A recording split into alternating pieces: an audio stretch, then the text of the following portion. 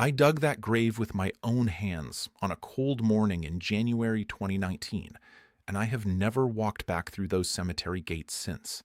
Not once. Not in the years that followed, not when the whole world started talking about the boy whose resting place I had prepared. My hands shook the entire time I worked that ground, and they would not stop shaking for 3 days afterward. I told no one why. My name is Tommaso Berardi. I worked as a gravedigger and cemetery groundskeeper in Assisi for 26 years. I prepared more than 900 graves in that time, and I can tell you the exact depth of each one, the type of soil, the angle of the cut. I was not a religious man. I went to Mass at Christmas because my mother expected it, and I prayed only the way a tired man prays, which is to say, almost never. I believed in the weight of a shovel and the smell of turned earth, and not much beyond that. But what I felt in my hands that January morning, and what a stranger said to me at the edge of that open grave, and what I would understand only years later when I finally opened the folded paper he pressed into my palm, took everything I thought I knew about life and death and turned it inside out. I want to be clear before I go further.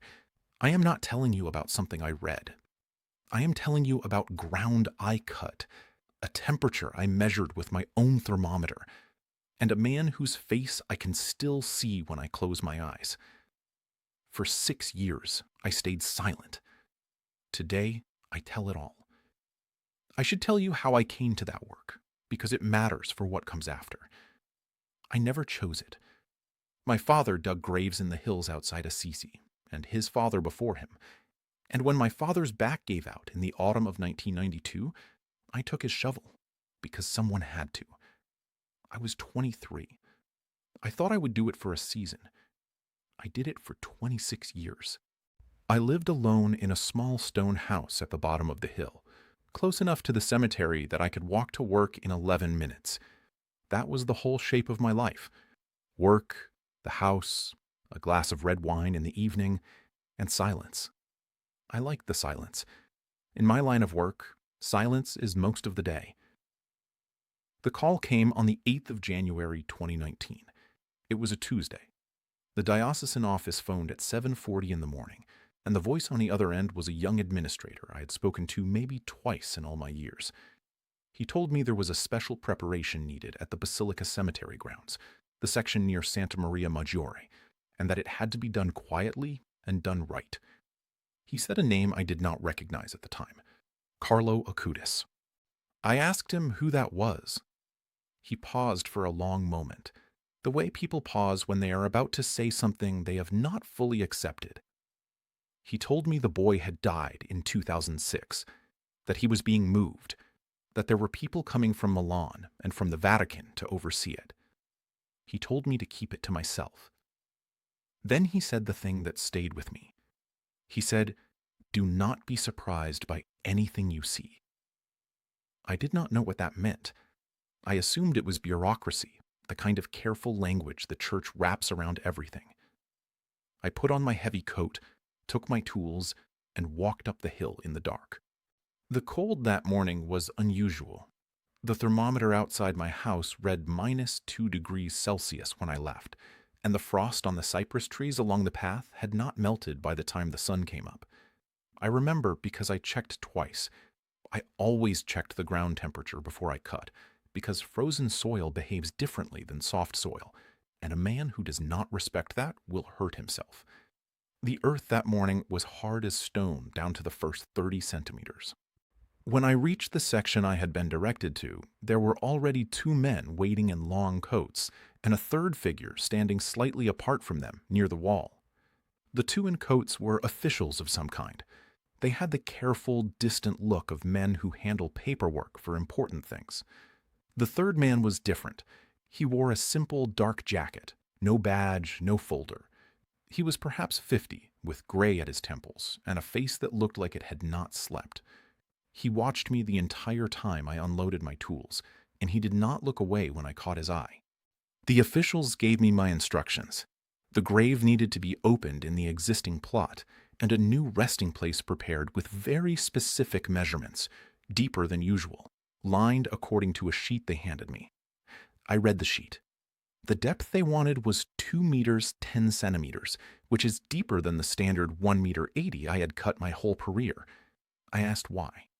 One of the officials said only that the boy would be moved to the basilica itself in the spring, and that this was temporary, and that everything had to be exact. I began to dig, and almost immediately, something was wrong. The frozen ground I expected to fight gave way under my shovel far too easily.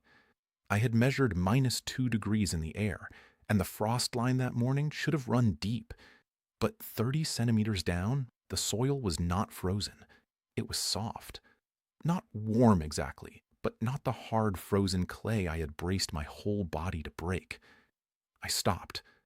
I knelt down and put my bare hand flat against the earth at the bottom of my first cut. It was not cold the way it should have been. I told myself there was a simple reason. Underground pipes, a heating line from the basilica, some quirk of drainage that kept that one patch from freezing. I had seen strange soil before in 26 years. I kept digging, and I made a note in my head to check the records for any utility line running through that section. That was the rational thing. That was what a man with a shovel does. He explains the strange thing and gets back to work. But the deeper I went, the more the rational thing fell apart. By the time I reached a meter down, my back was wet with sweat, despite the cold, and I had stopped to wipe my face 4 times. That was normal. Digging is heavy work. What was not normal was the smell.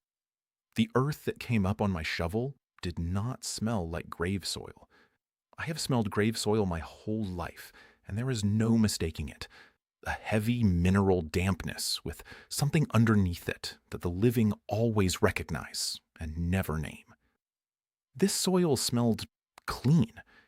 It smelled, and I struggled even then to find the word, it smelled faintly of flowers, of something living. I want to tell you I imagined it. I have told myself that many times in the years since. But the man in the dark jacket, the one standing apart, walked over to the edge of my cut at exactly that moment, looked down into the hole, and said quietly, "You smell it too?" It was not a question. I looked up at him. I did not know what to say. He crouched at the edge of the grave, close enough that I could see his hands were trembling slightly, and he told me his name was not important, but that he had been one of the people who cared for the boy near the end, and that he had asked to be allowed to come for this. He said he had carried something for 13 years that he was not sure what to do with. And then he reached into his jacket and took out a small square of paper, folded many times, the creases soft and gray from being handled. He held it out to me. He said, "I want you to take this, not to open it now." He said, "When you understand what you are standing in, you will know when to read it." And he said one more thing before he stood up and walked back to the wall, a thing that made the hair rise on my arms in that cold morning. He said, "He told us this would happen. He told us about the man who would dig." I took the paper. I do not fully know why. I put it in the inner pocket of my work coat, against my chest, and I felt it there like a coal. And then I had to keep digging, because the officials were waiting and the light was thin, and a man does not stop his work because a stranger has frightened him. What I found at the bottom of that grave is the reason I never walked back through those gates.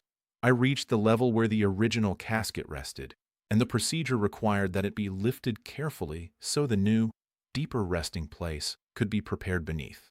This is normal work, grim and ordinary, the kind of thing I had done dozens of times for reburials and family transfers. You expect certain things. You expect the smell to grow stronger. You expect the wood to be soft, the metal corroded, the weight uneven where the ground has settled. After 13 years in Italian soil, you expect a great deal. None of what I expected was there. The wood was sound. The smell did not grow stronger as I uncovered it. If anything, it grew gentler. That strange, clean flower smell rising up out of the ground around me until I felt almost light-headed with it. And when we lifted the casket and I steadied it with both my arms, the weight was wrong. It was lighter than it should have been, and yet it did not have the hollow lightness of a thing collapsed inside. It felt, and I can only tell you what I felt. It felt the way a sleeping child feels when you carry him, heavier on one side, settled, whole. I set it down on the boards we had laid across the grass. My hands were shaking. The man in the dark jacket was watching me from the wall, and the two officials had gone very still and quiet. And I understood that they had known, that the whole careful language of that morning, "Do not be surprised by anything you see," had been about this.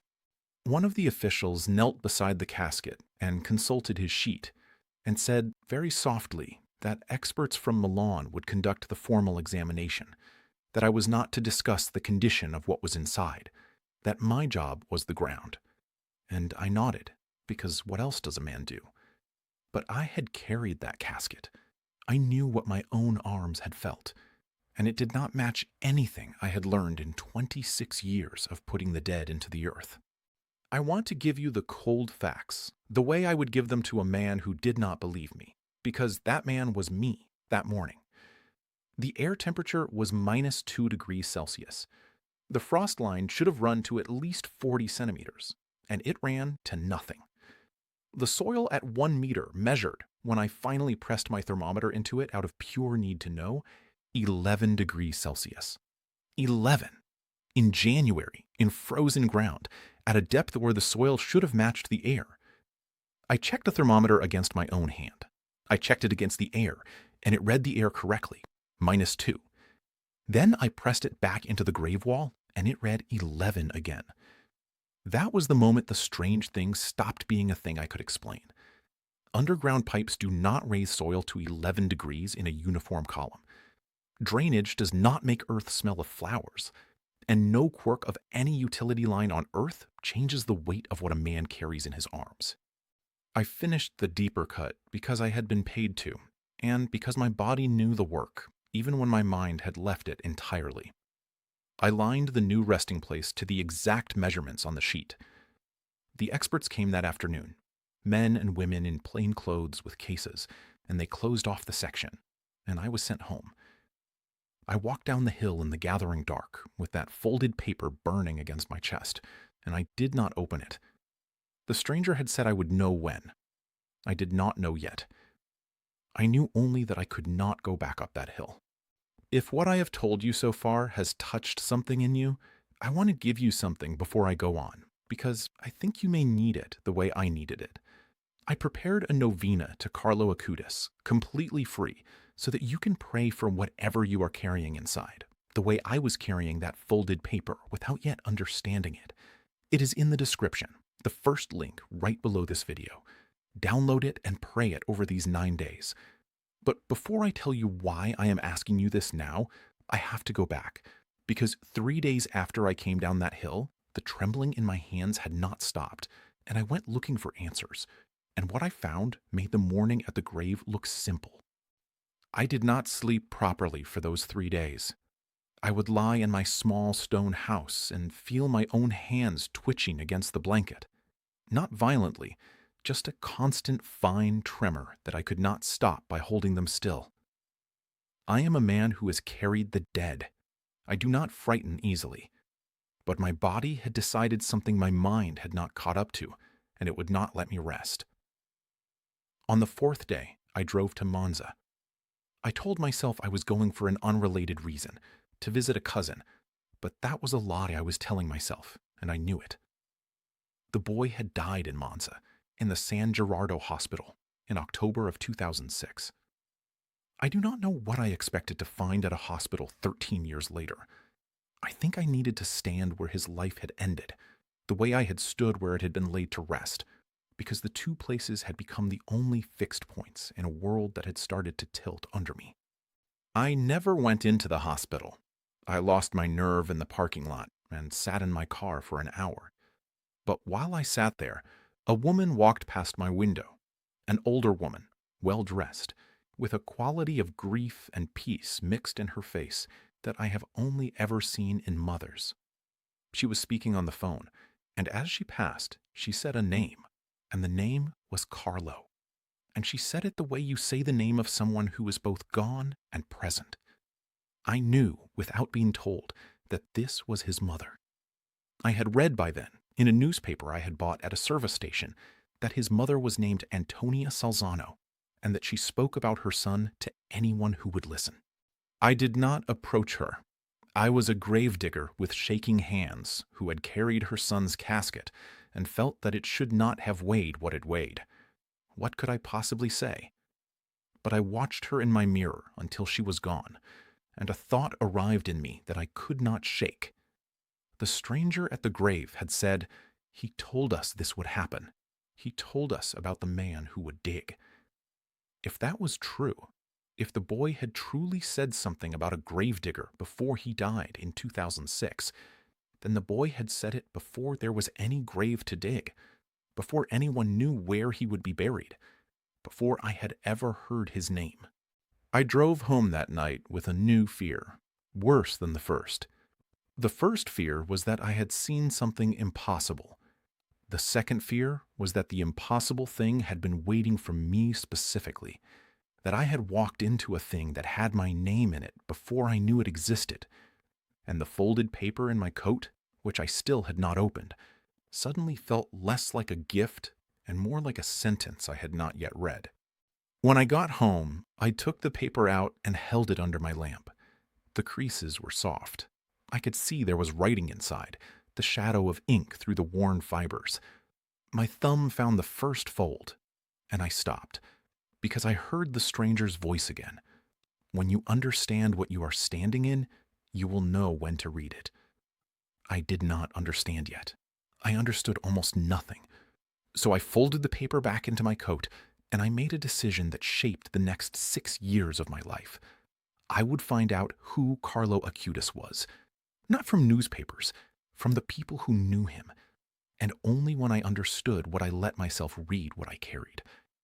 That decision led me to a discovery that frightened me more than the grave had. In the weeks that followed, I did something I had never done in my life. I learned to use the internet properly. I was a man of soil and silence, and I had avoided computers the way I avoided crowds. But my niece set up a connection in my house and showed me how to search, and I began to look for the boy. The first thing I found stopped me cold. The boy, this 15-year-old who had died of leukemia in 2006, had built a website. Not a small thing. He had spent the last years of his short life cataloging every Eucharistic miracle the Church had ever recognized, more than 160 of them, from every corner of the world, organizing the documentation, the photographs, the locations, the dates. A boy who should have been playing football, and he was building an archive of the places where Catholics believed bread had become flesh and wine had become blood. They were calling him the first millennial saint, God's influencer, the patron of the internet, though he was not yet a saint then, only on the long road toward it. I read for hours. I read that he had said the Eucharist was his highway to heaven. I read that he had told his mother, when he was very young, that he would die young, and that he was at peace with it. I read that he had organized his own funeral arrangements, in a way, asking to be buried in Assisi because he had loved the town and St. Francis, even though he had only visited it on holidays. A boy from London, raised in Milan, who chose Assisi for his grave. And then I found the thing that made me put my hand against my chest, where the paper was.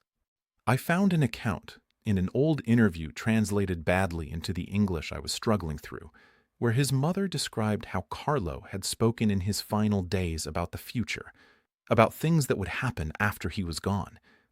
The interviewer treated it lightly, the way interviewers do, as the comforting words of a dying child. But one line had been transcribed exactly.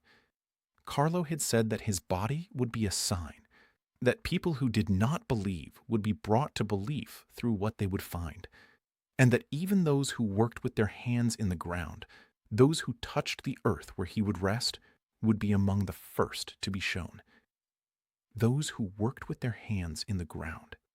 I sat in front of that glowing screen in my small stone house, and I could not breathe properly.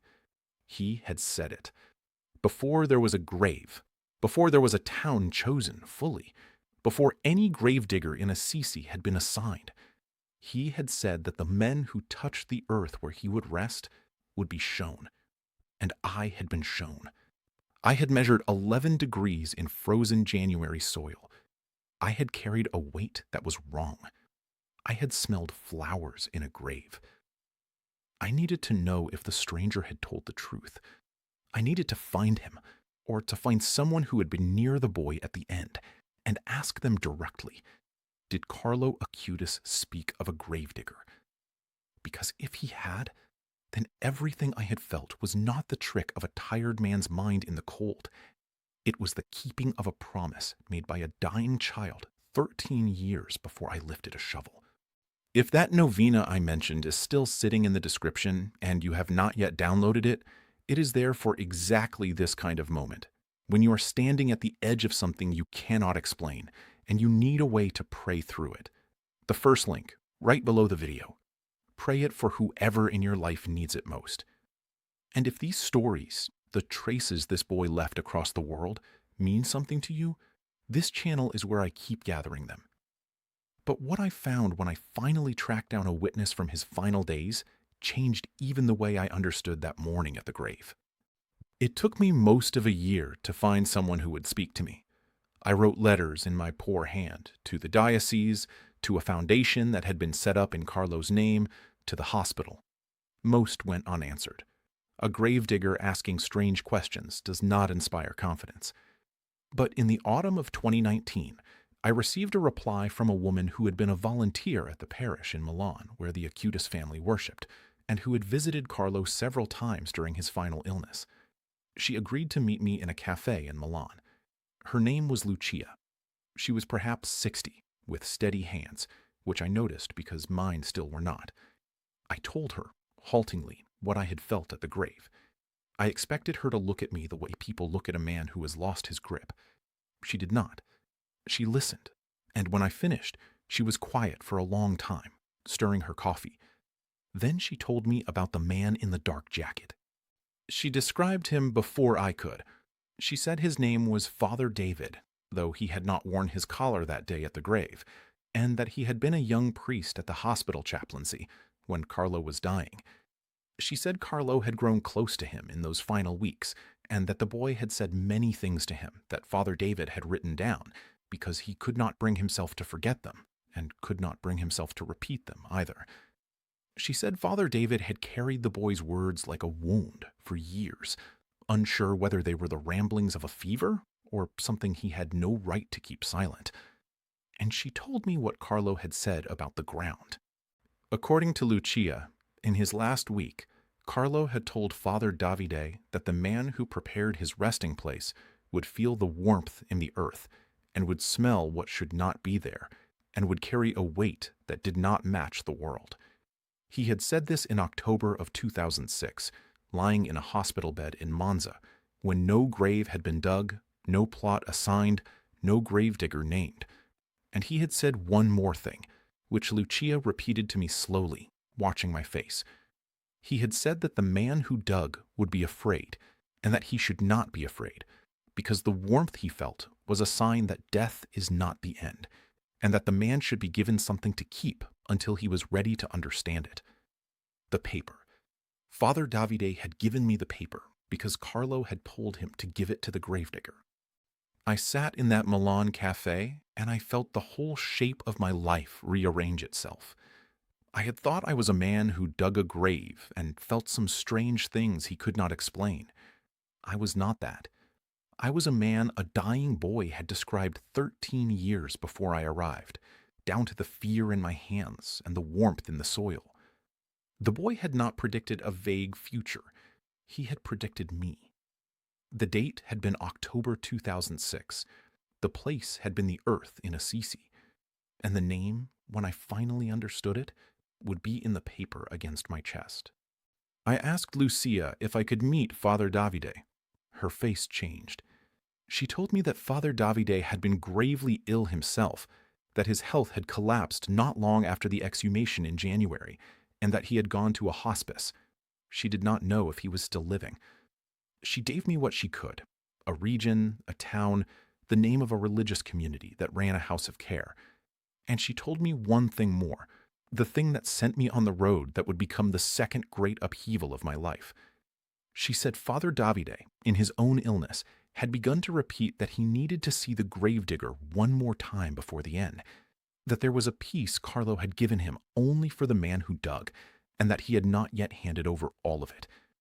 I had the paper, but there was something else, and the priest who held it was dying. I did not go that winter. I tell you this honestly, because I want you to know I am not a brave man. I was afraid. I had a folded paper I had still not read, and a dying priest with another piece of the same message, and I told myself I needed more time to understand before I gathered the whole of it. I let a year slip by. I let the world change around me, because by then it was 2020, and the world was changing for everyone. In October of 2020, Carlo Acutis was beatified by Pope Francis. I watched it on a small television.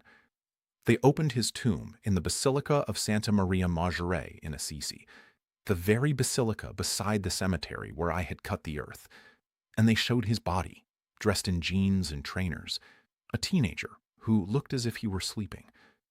The whole world saw what I had carried in my arms. The church used the word that the officials had been careful never to say to me directly. The body was found integral, preserved in a way that the natural processes of 13 years in the ground do not allow. I sat in front of that television and I wept, which I had not done since my mother's funeral. Because I had known. Before the world knew, I had known with my arms and my hands, and my thermometer reading 11 degrees in frozen soil. I had been the first to be shown, exactly as a dying boy had promised in 2006. And still I did not go to the priest. I am ashamed to tell you that. I let 2 more years pass.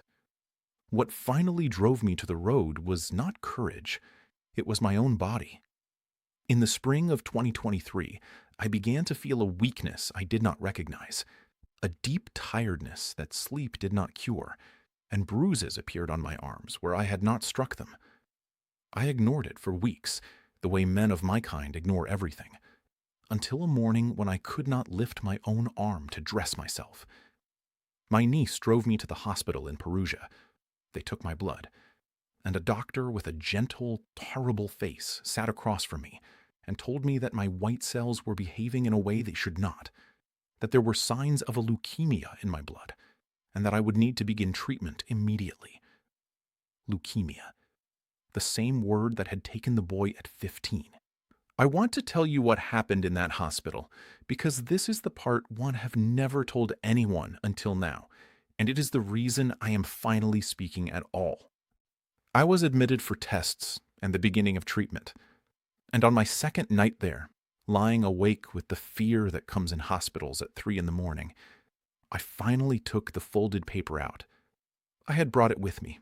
I had brought it everywhere for 4 years, against my chest, and now, in a hospital bed, with the same disease in my blood that had killed the boy who wrote it, I understood the stranger's words at last. When you understand what you are standing in, you will know when to read it. I was standing in it. I was lying in it. I was a man with leukemia in a hospital bed, exactly where the boy had died, in the same illness.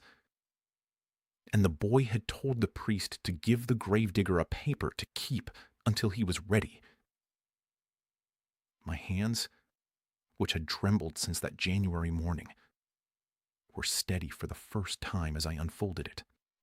The paper held 3 things in a careful young hand. The first was a date, the 12th of October. The second was a place. It said simply, in the same illness, in a bed, you will read this and not be afraid. The third was a name, my name, Tommaso. Written there, Tommaso, the man who digs. Do not be afraid. The warmth you felt in the ground is the warmth that waits for you. The Eucharist is the highway, and you have already stood at its gate. My name.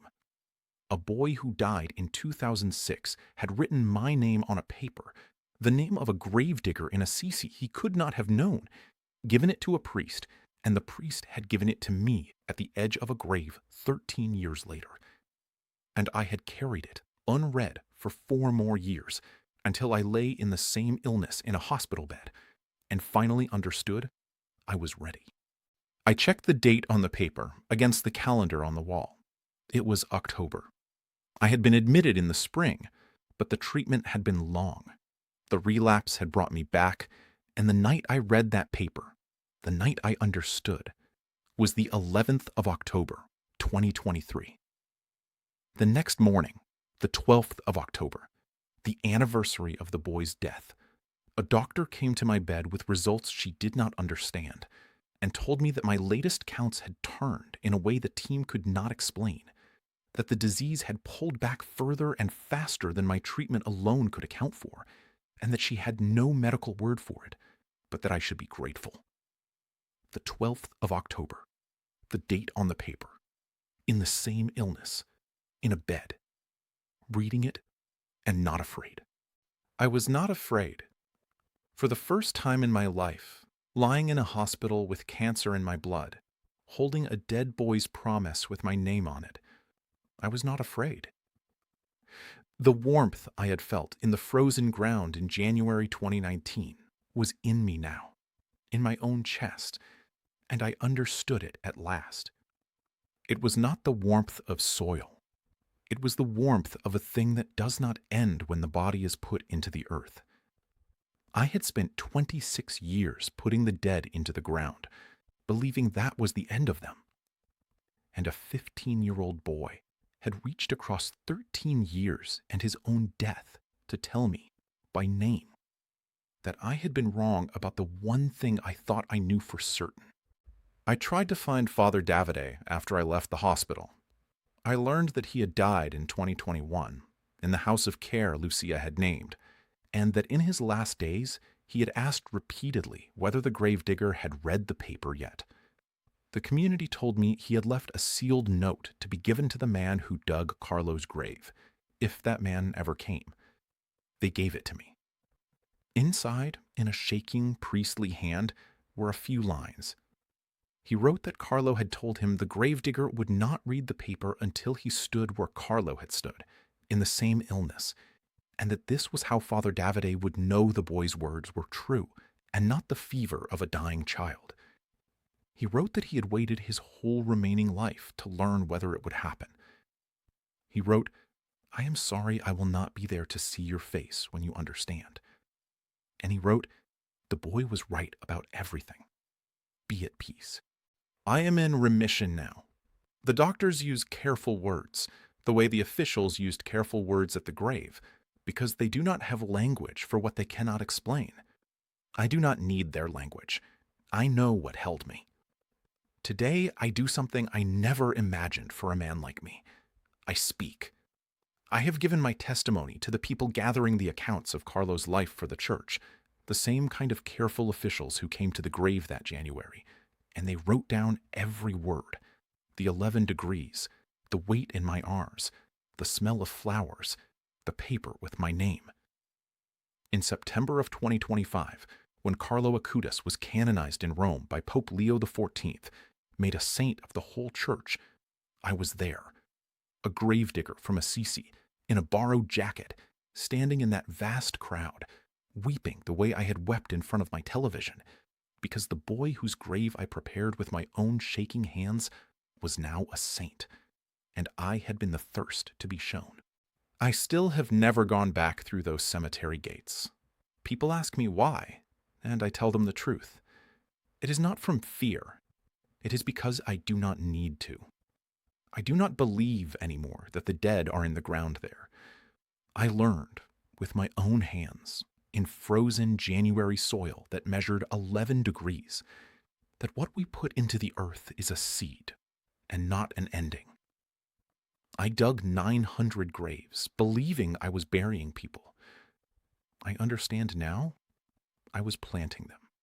If this testimony has marked you as deeply as it marked my life, I ask you one thing: subscribe and share this video with someone who needs to hear it, someone who is afraid of the ground, someone lying in a hospital bed tonight who needs to know what a gravedigger learned. On this channel, we keep gathering the traces Carlo Acutis left all over the world, in graves and in blood and in folded papers with strangers' names. And if you want to carry something of this story with you, the free novena is in the description, the first link right below this video. Pray it, share it, and keep his memory alive. Carlo said the Eucharist was his highway to heaven. I have stood at its gate with a shovel in my hand. The traces of heaven are everywhere. You only have to know how to look.